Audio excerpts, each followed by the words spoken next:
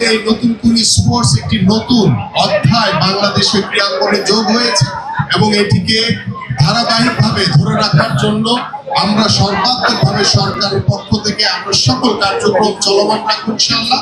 এবং আমরা আশা করি হামজা চৌধুরীর মতো অনেক বিখ্যাত ফুটবলাররা আমাদের বাংলাদেশে জন্ম নিবে, আমাদের অনেক বিখ্যাত ক্রিকেটাররা জন্ম নিবে, আমাদের অনেক বিখ্যাত দাবারু, আমাদের মার্শাল আর্টের খেলোয়াড়, সুইমার অনেকে জন্ম নিবে। এইভাবে আমরা আগামী বাংলাদেশে আমরা একটি ক্রীড়া বান্ধব পরিবেশ তৈরি করে আমরা একটি শক্তিশালী ক্রীড়াঙ্গন গড়ে তুলতে চাই এবং আমি সকলের কাছে সহযোগিতা চাই।